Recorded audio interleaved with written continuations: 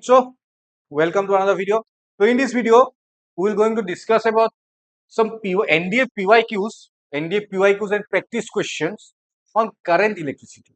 Okay, so we will use some elimination method. We will use some time saving shortcut method. Yes.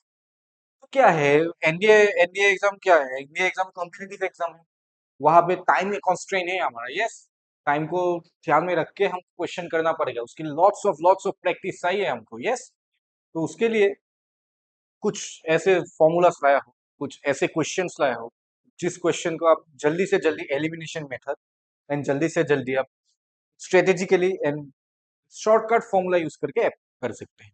ठीक है, तो see the first question. The main power supply in India is at 220 volt, whereas in the US is at 100 volt. Which one among the following statement is correct? 100 volt is safer but more expensive to maintain. Okay, so options देख लो। Okay, yes. तो इसका answer क्या होगा दोस्तों? Answer 100 volt is safer but requires high current. Okay, power का formula है P equals to VI. Okay, higher current equals to greater heat. Okay, greater heat loss, greater heat आएगा, तो requires much thicker expensive copper wires to prevent melting. Okay, so क्या होगा? Step by step समझो। 100 volt safe तो है, लेकिन उसमें current ज्यादा चाहिए, क्योंकि वोल्टेज कम है, तो पावर को मैं बढ़ाने के लिए पावर को मेंटेन करने के लिए करंट ज्यादा पड़ेगा, क्योंकि P equals to VI। Voltage कम है तो करंट ज्यादा होना ही पड़ेगा पावर कंजम्पशन के लिए। ओके, अगर एक अप्लायंस ज्यादा पावर में चलता है तो करंट ज्यादा होगा। अगर करंट ज्यादा है तो हीट भी ज्यादा प्रोड्यूस होगा। यस, तो हीट ज्यादा प्रोड्यूस हो रहा है तो वो नॉर्मल क्ले वायर से तो नहीं होगा, मोटा वायर होगा, तो रिक्वायर्स मच थिक वायर लगेगा, expensive copper wires prevent melting.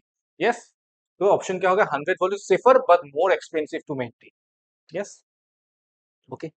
Second question is the resistance of a wire is 10 ohm if it's stretched 10 times the resistance will reduce। okay, तो ऐसे क्वेश्चन को करने के लिए शॉर्टकट मेथड दे देता हूं। ठीक है, क्वेश्चन क्या है देखो, question number 2, the resistance of a wire is 10 ohm if it is stretched 10 times the resistance will reduce। Okay, इसका शॉर्टकट मेथड सिखा देता हूं, शॉर्टकट एकदम इजीली हो जाएगा। ओके, तो देखो इसके लिए हम एक एन स्क्वायर मेथड यूज करेंगे। ओके, एन स्क्वायर मेथड यूज करेंगे, तो नया जो जब वायर को स्ट्रेच करेंगे तो नया रेजिस्टेंस क्या आएगा? ऐसा क्वेश्चन आ गया तो देखो क्या लिखेंगे हम? R new equals to N square into R old. Okay, ये फॉर्मूला रट लो, resistance new equals to N square into resistance old. Okay, ये फॉर्मूला याद कर लो ऐसे क्वेश्चन के लिए। तो एन क्या होगा? एन होगा कितना टाइम हमने स्ट्रेच किया। ओके, तो यहाँ पे हमने कितना टाइम स्ट्रेच किया? 10 टाइम स्ट्रेच किया, तो 10 स्क्वायर इंटू आर ओल्ड कितना है? 10 ओम। ओके, तो हमारा कितना आया? 10 स्क्वायर 100 इंटू 10 1000 ओम। तो नया नया रेजिस्टेंस क्या होगा?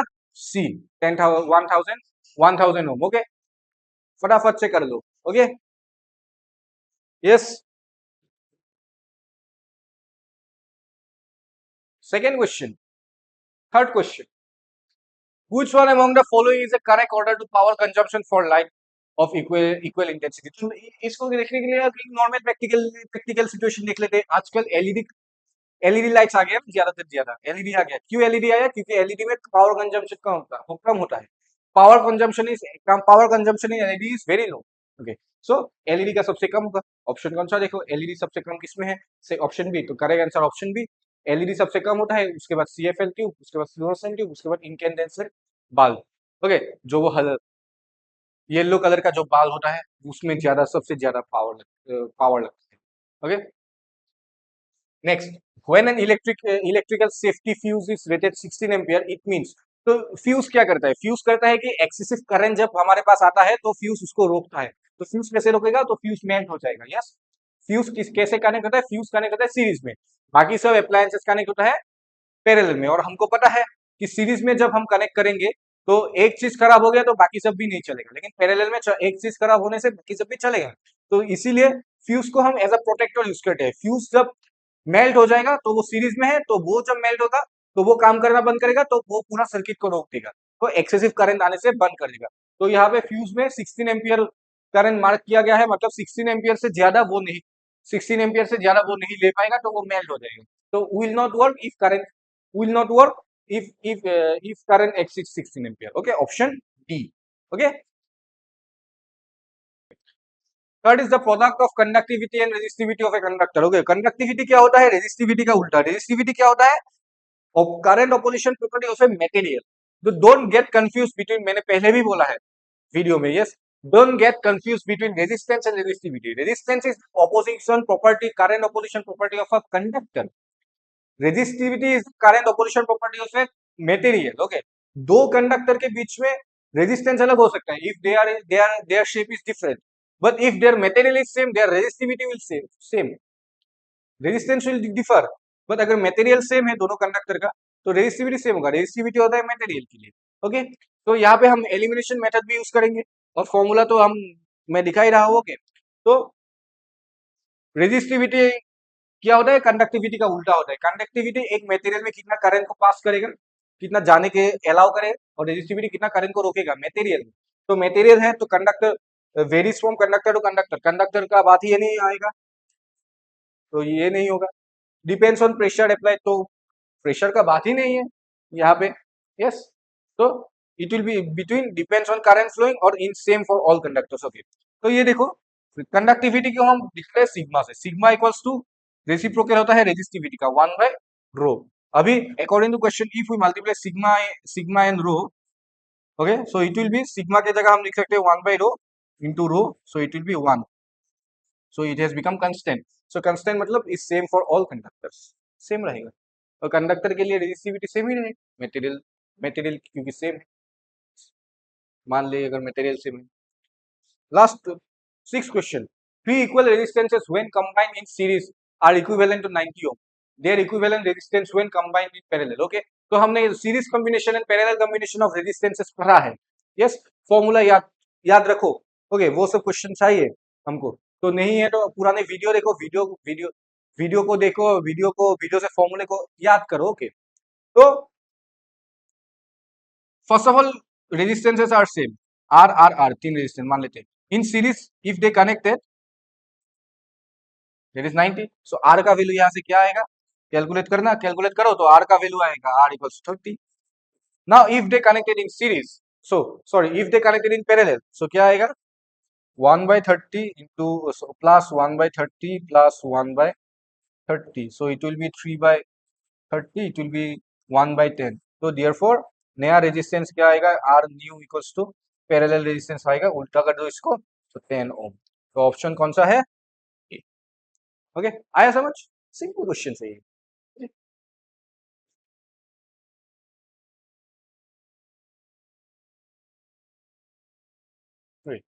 Ohm's law defines, Ohm's law से हमको क्या मिलता है, ओम्स लॉ से हमको किसका कॉन्सेप्ट मिलता है।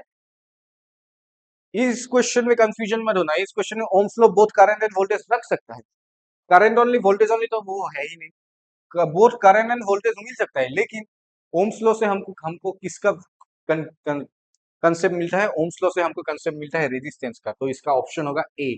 ओम्स लॉ से हमको किसका मिलता है कंसेप्ट, रेजिस्टेंस का। Ohm's law defines resistance. A current I flows through a potential difference V in vertical circuit containing resistance R. The product of, we all know product of potential difference and current VI equals to power. Power कहाँ पे है, जिसमें power है वही है VI equals to, power का अलग अलग फॉर्मूला था, याद नहीं थे, नहीं है तो देख लो फिर से एक बार। P equals to हम लिख सकते हैं P equals to VI, P equals to हम लिख सकते हैं I square R, P equals to लिख सकते हैं हम V square by R।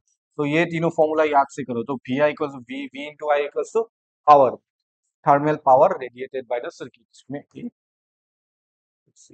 Okay, yes.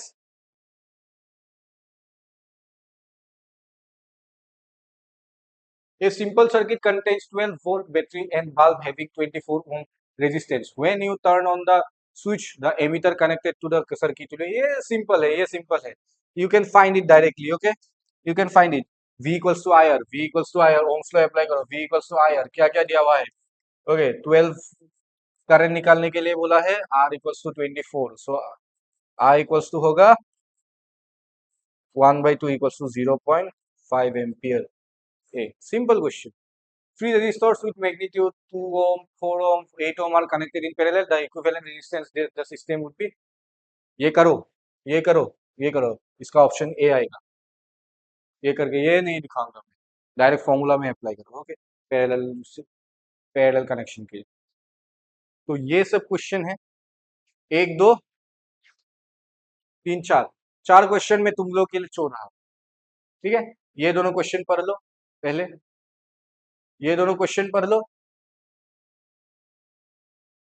Screenshot ले लो और आंसर कमेंट में बताओ। आंसर कमेंट में बताओ कौन सा वाला क्या होगा, किसमें कौन सा होगा। ओके, फिर से ये क्वेश्चन पढ़ लो